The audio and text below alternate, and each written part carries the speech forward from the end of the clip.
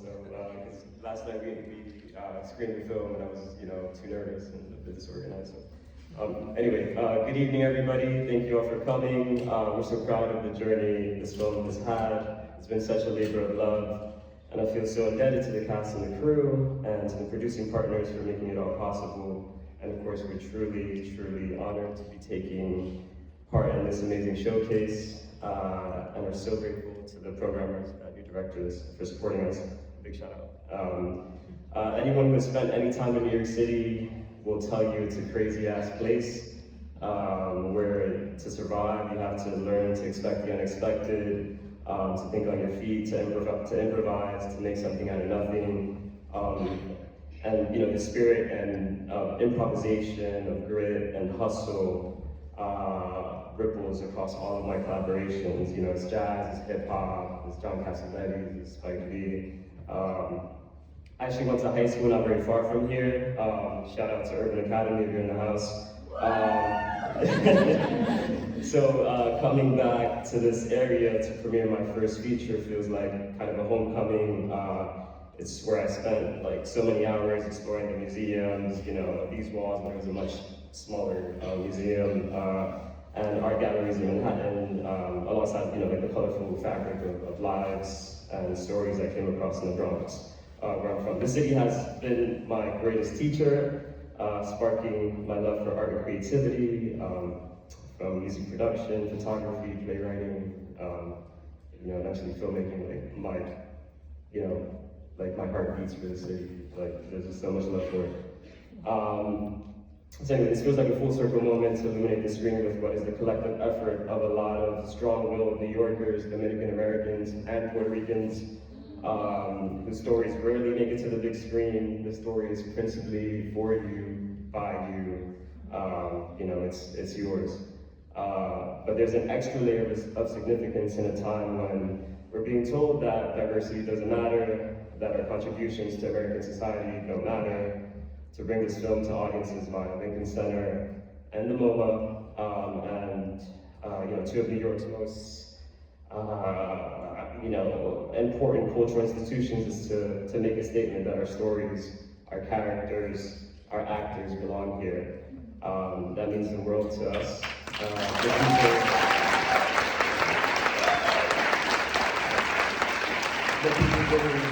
So anyway, please enjoy the film and stay afterwards as a Q&A. And yeah, I'll see you on the other side. Thanks.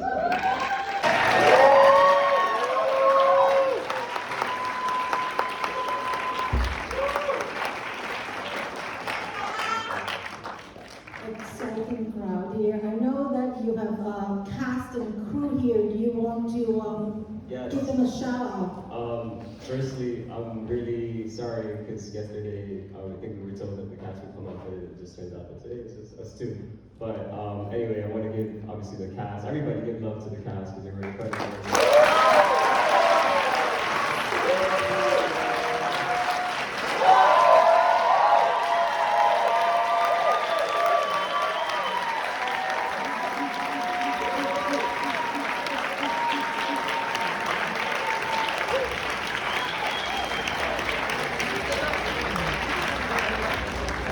Likewise, you guys can give it up to the crew who are also, a lot of us cast.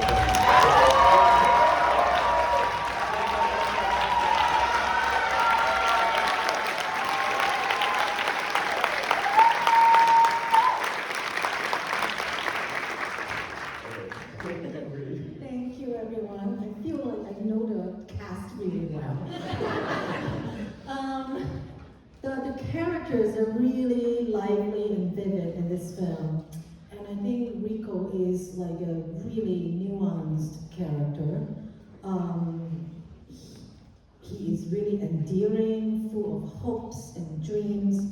His heart is at the right place. He sincerely wants to embrace the new growing life, but he's also just too young and maybe not really disciplined enough to grasp the responsibilities ahead of him. How did you shape this character and incorporate the complexity? Yeah, that's a really good question. this idea was like a long time and kind of the making and developing.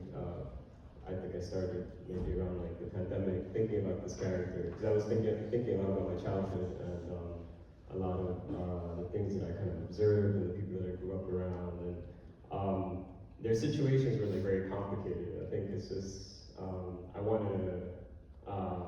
In telling the story, and I think I read something recently where like someone was like, "Oh, you know, it's a story that we've seen," and yeah, we've seen it, but that's the point anyway. Like it's you know, we're talking about a cycle here, and very complex, a lot of sort of systemic things going on. But anyway, like I just wanted to capture, I guess, all these nuances, and then when I brought it over, obviously to the cast. Because the way I work is there's a lot of like improvisation as well. Like everybody, you know, Juan in particular who portrayed Rico, like he, you know, like I mean he's not a teen dad, but like you know we come from like a similar place, and you know we grew up in similar neighborhoods, and so he just brought a lot of like specificity to the role and kind of like you know more life to it and more complexity, and I think that's you know like in that kind of collective effort is how you know, Rico came to be.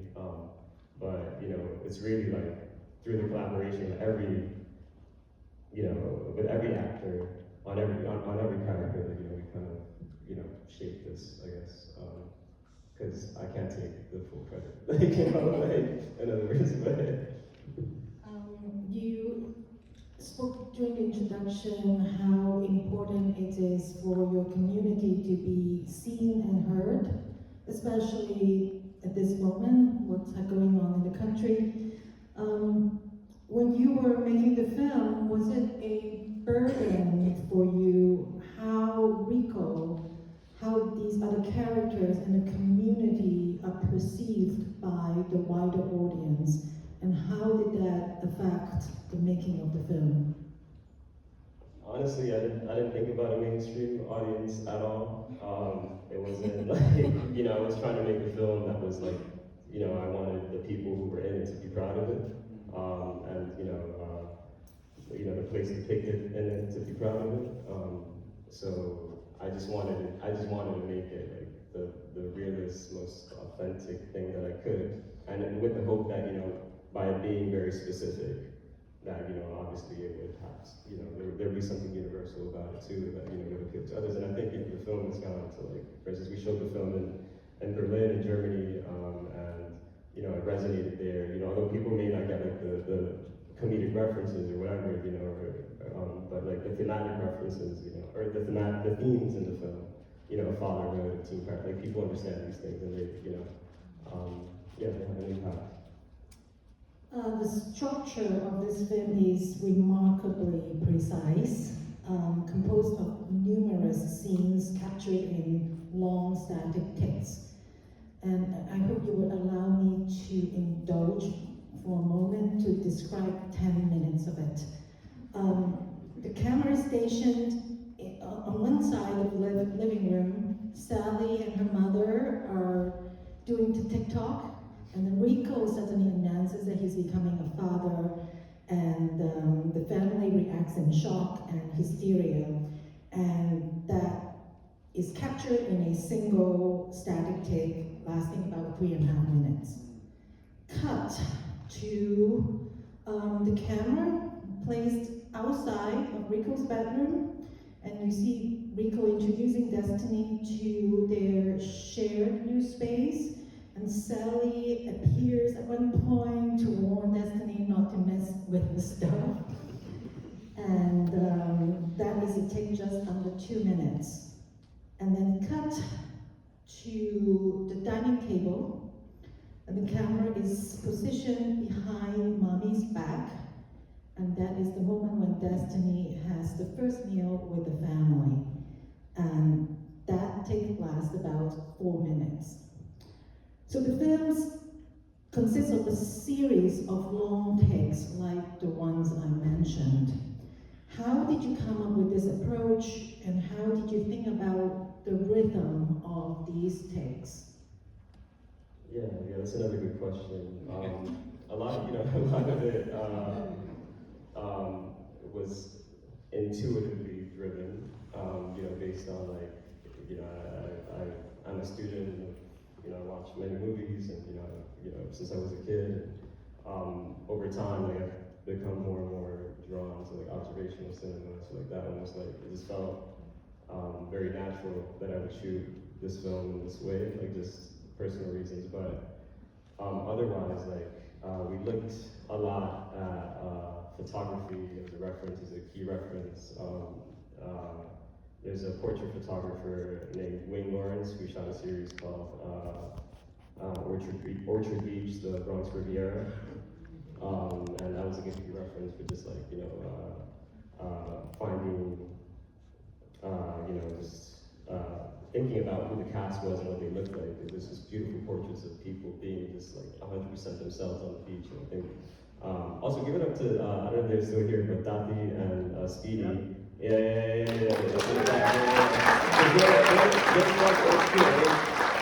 Orchard Beach is there. But in addition, we looked at Bruce Davidson and things like that. And then the other part of your question, which is like, how and kind of determining the pacing of the film. It was just,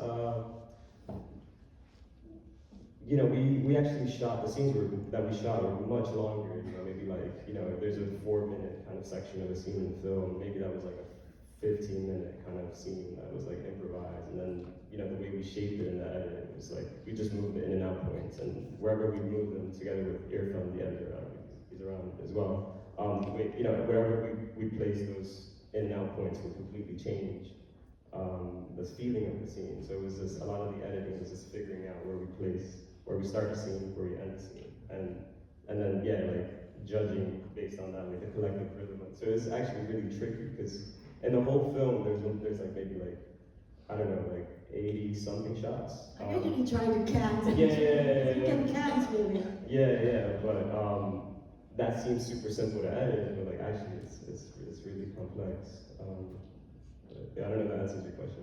But, yeah. It's great that you mentioned observational documentaries, because the camera appears to be like a fly on the wall, just like capturing what in documentaries would be like uninterrupted reality. How did you think about fiction versus reality when you were making this film?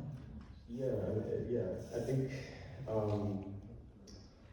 I think in like the conceiving this film, I was like, I want to put the audience in this position where they're never too sure whether or not what they're watching is like scripted or fiction or non-fiction. I think like in keeping to like this language or by going with this language, I think we kind of achieve that in a way, because I feel like you kind of never really know like what and obviously there are moments that feel like, for instance, the phone calls to the dad. I think that feels very much like a fiction moment. But yeah, I mean, I don't know. I mean, you're also working with like a really dynamic city and with like a lot of like in this sort of introduction speech, like they're just like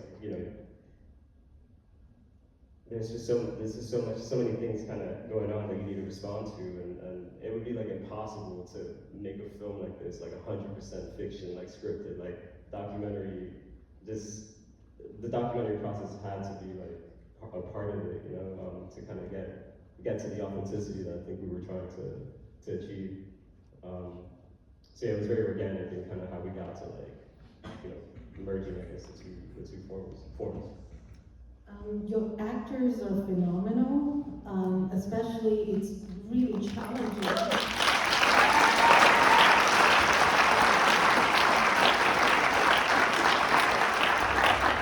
It's really challenging to be in these long takes. I mean, did they improvise? Did you rehearse? And how did they understand space they're in? Yeah, they improvised a lot. We did have, we went into it with like maybe 30 to 40% of it scripted, in addition to like a really solid like beat sheet or outline of what the story was, so we knew that pretty solidly. But as far as like, you know, the in-between, like the nuances of like the dialogue, the blocking, like that was left almost entirely up to the actors. So, you know, there was never a situation where I told people to like, you know, stand here, or, you know, all I would say is like, you know, this is the edge of the frame to the left, you know, these are the barriers, this is the canvas. And, you know, I would leave it up to them to kind of like stand where they want to stand, you know, say the things, you know, or change the dialogue that was written to, you know, sound more kind of like true to their character or how they would say it. And that was basically the whole process. So yeah, it was really like these performances, and it was, yeah, this cast has been recognized, you know, it was recognized at Sundance for like it was a super collaborative effort. So yeah, big ups to the cast again. You know.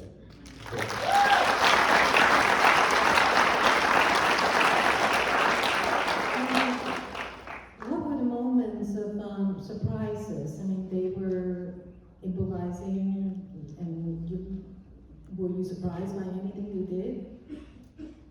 Yeah, I mean, I think there was just a lot of like unexpected humor that, you know, because like, you know, the situation and the characters as we conceived them, like there were comedy elements to it, but I think like, you know, casting Juan, especially, like he just brought so much, like extra humor to it, you know, and kind of like, you know, the whole thing about, you know, the PlayStation, you know, like update, for instance, like the last or like, you know, what else? Like the Jersey Shore, you know, all of that was like actually like Juan's. Like that's just who he is as a person. Like I think he's very funny. And yeah, that's, you know, so that really, yeah, I guess in the end I was like, wow, this is like, did we make a comedy? Like, and then yeah, I guess every day in New York, like shooting this in New York City was a surprise. Like we just, you know, there was so many obstacles in our way. We had so few resources to do it. Like we did this entirely on a shoestring budget. So it was a challenge, and I think people romanticize like, you know, indie filmmaking as being like, oh yeah, you know, like you can be free and you don't have to follow rules and like that. But like when you have such little resources, actually you have to be even more industrial and kind of like, you know, because you're trying to stretch that money like as far as it can go and beyond. So like just navigating that with kind of like, trying to balance that with like also like having this sort of space to play and you know, to improvise. And it was like kind of a challenge, and every day, you know, entailed some level of compromise. Yeah. And I think the other day when I was talking to you, you mentioned the music. A lot of it was just in the environment. Yeah, exactly. Like that, at least in the making and the cost of this film, that's like our biggest expense because, and that was like unintended. Just when you shoot a film in the Bronx, you're gonna just get a lot of music pollution. Like there's just music everywhere, and then you come to like your edit, like, and then you have to clear everything, and it's just like so expensive. It's just like, it's a long process. I mean, you know, talk to Paolo, the producer, he'll tell you. I want to go back to the actors for a moment because I was just so impressed by them. And how did you find them? And what's the casting process like? Yeah, the casting process was very rigorous. So like I think part of like, you know, I'm making it sound so easy, like, oh yeah, you know, I just stepped back and let them play. Like actually, like it's because a lot of the work and the rigor went into like the casting process and like finding the right people to portray this family, to portray these characters. So we looked basically everywhere. Like our mission was to leave no stone unturned, and over the course of like 4 weeks, you know, like so it was a very short window of time. And we started street castings, which was approaching people in parks, approaching people on the beaches, just looking at everywhere, like sort of public spaces where young people kind of gathered. And we saw some people, we just sort of like, hey, do you want to be in a movie? And invite them like, to like an in-person kind of casting call, I guess, or audition. But in the end, like we kind of diversified, I guess. Like it was like a pronged approach, but we found Destiny by way of like TikTok. She was doing like these really great. She had like a backstage profile, but there was nothing on it except for like a few TikTok reels. I was like, what? You know, but then these TikToks were like really amazing and captivating. She was doing like lip syncs to, you know, scenes in popular films like Eternal Sunshine of the Spotless Mind, for example. We were just really captivated by that. One, similar stories, like kind of late night, we were kind of desperate, like, you know, what are we gonna do? You know, like, cause, you know, we were trying to go with like someone that we had street cast, but his life was a little bit too similar to Rico's, and like, it was just a disaster. So that, like, so we, then we found Juan, and we were just like, oh man, like, you know, but again, it was a similar thing where like, he had a backstage, and it hadn't been active in a long time. You know, so like, you know, he had a resume with a phone number. We called it, and I was like, I hope this guy picks up. You know, and then he picked up. He was like, yo, what's up? I was like, yo, what's up? Like, you wanna come? You know, and he came through, and you know, and then, you know, I guess the rest, you know, is history. And John and I have been, you know, in each other's orbits for a while and wanting to collaborate. Not that we actually, once she was like the most formally kind of like cast actor, because she, you know, she came through like an agent or something like that. But like the second we met her, like how long, like, yeah, she has to be the sister. Like, I think you auditioned, or not that you auditioned for Destiny originally, but then like we had to read for Destiny, and then Sadly, and Rick's like, hey, you're Sadly, like, without a doubt. Yeah, so that was the process. We can take some questions from the audience. Anyone?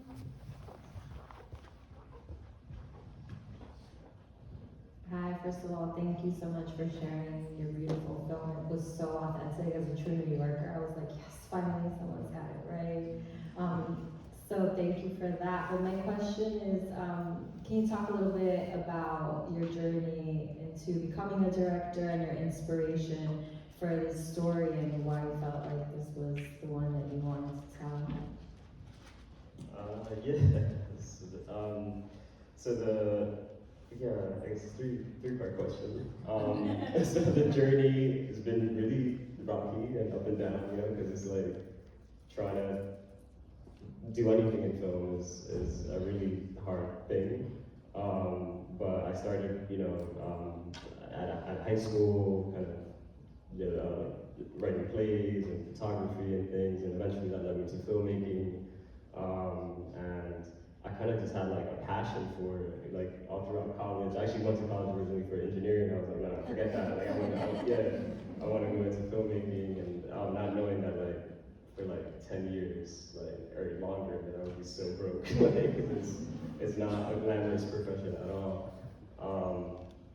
But you know, I just kind of stuck with it, and yeah, over time, I think I really refined my skills, or I've been refining my skills, and you know, collaborating and trying to just, you know, make work in whatever way I could. And sorry, could you remind me of the other? Yeah. Your inspirations for this. Yeah. So the inspiration was really my neighborhood, because I grew up in the Bronx. I grew up in like NYCHA houses, you know, like, you know, a single mom, and who was also a teen mom. She had my older brother when she was like 17, 16. And then my other brother, who's in the audience, from my dad's side, he was a teen dad. You know, so it's just like inspiration from everybody. And I grew up around so many guys like Rico. I was just like, yeah. So like, yeah, when I was, you know, just, and then why was this the first one? I think this was the other thing you asked. You know, it was just kind of, I had like a lot of ideas, but you know, around the time that I was like thinking about like how to use, because it was for me like making a first feature wasn't like I never put it on a pedestal. It was like I just want to make it so I can like become familiar with the form and kind of like practice, and like, you know, on the second one be even better, on the third one be even better. So when I was thinking about like the money that we were working with and the scale, this one, through the encouragement of my producer, Paolo, like, this one seemed like to fit like the mold, like not the mold, but like, you know, the criteria. and that's what we made. And, yeah.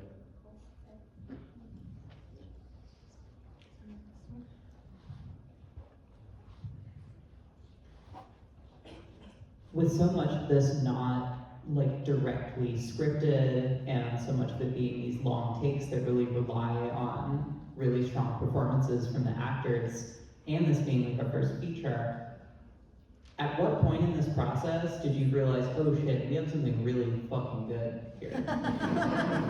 Was it like before? Was it while you were making? Was it editing? Like, it definitely wasn't what we were making. It was just like, because I was like, oh my god, like every day was like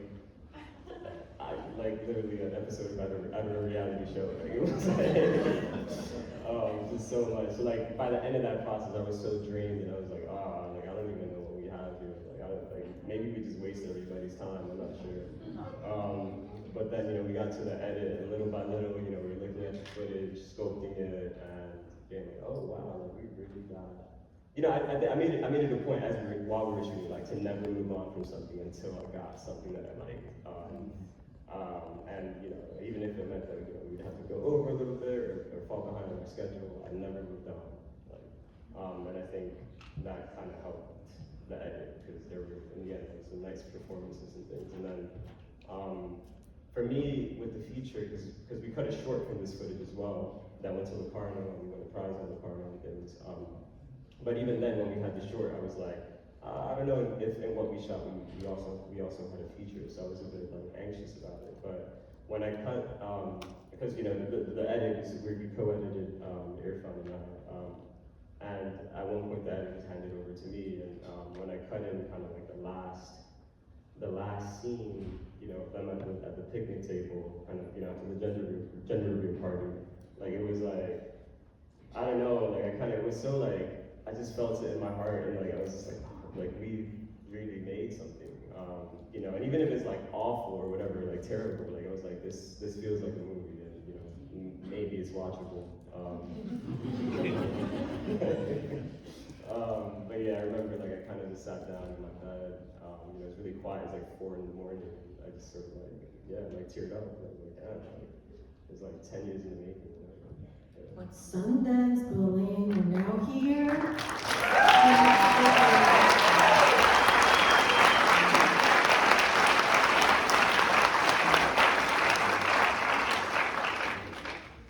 Hi, I want to first say that I was really, really impressed with how you used storytelling to kind of highlight systems of oppression, whether it be racism or sexism or poverty. And I want to also say that it, like, no matter where, like how I relate to the characters, I think it's really deep in the way that no matter where you're coming from, as you showed it in Europe, and people found things to relate. I guess my question is, how were you thinking about storytelling and kind of highlighting these themes? Wait, hold on. I'm not sure I understand your question. Can you just like... How, I think that the characters depicted kind of how systems of power impact lives and choices and opportunities. How, I guess, would you describe how you kind of came up with using storytelling to kind of highlight those themes? I'm not sure if it makes sense. Yeah, I understand. I think, I think I'm very reluctant to like foreground politics in my films. Like I prioritize always like character and place. And I think like you just set a story in a place about a character, and organically you're gonna get the political, because it's like they're, everywhere in the periphery. Like you feel it, like the family, they're struggling. It's a single parent household. You don't have to like, so just by like setting and situation, you're gonna get that. Yeah, you know, it wasn't like something that I was thinking about super consciously. I was just like, you know, this is just life there, and you know, these themes are gonna come through regardless, and you know, I want, you know, and I think, you know, in the case of this film, maybe we could have even like drifted further from the, like I feel like, you know, there are so many different stories you can tell that aren't about like, in these communities, and communities like the Bronx, you know, uptown, like, that don't need to be about like poverty, and don't need to be about like, you know, like there are stories about so many, you know, you can tell a lot, but the point being that, you know, by just setting it uptown, or you know, in the Bronx or wherever, you know, these sort of political themes will seep in. But my entry point always into any story is like violent vehicle, character, and setting. Questions? Time director, how did you raise the funds to make the film? Thanks. Then we got this one. Yeah, it was like I said.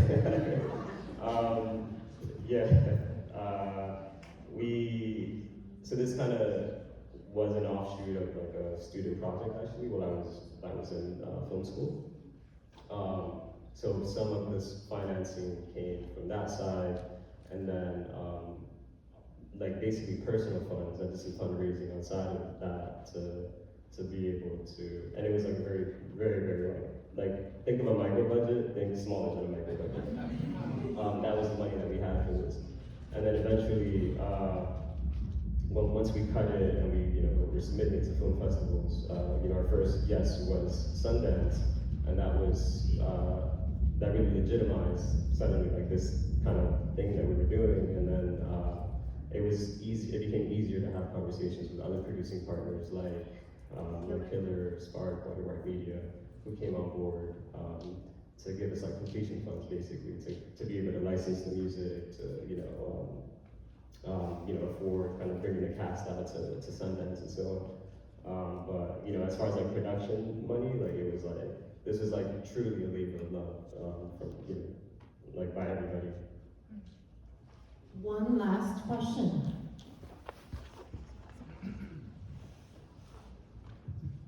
Hi. The film has gone to Italy, Sundance, New York, San Francisco, and now it's going to South Korea. Is it? Okay. Sorry. What is it about this film that you think resonates with so many different, you know, so many different people in different countries? You're asking me why it resonates with so many people in different countries. I think it's, you know, the themes are universal. I wanna say. I'm also so curious, like, to see how the film plays, like, in South Korea, for example, or, you know, just because I've never been to, you know, some of these places, and just to see what, in other words, I'm just as curious as you are. But, you know, my guess is that, you know, it's just, you know, more of these universal themes about, you know, fatherhood, you know, teen parenthood, you know, like trying to make it and kind of this, you know, very, like, in a world that's very driven by capitalism and things, you know, these are all things that, you know, in the modern world, many people across, you know, all societies sort of face.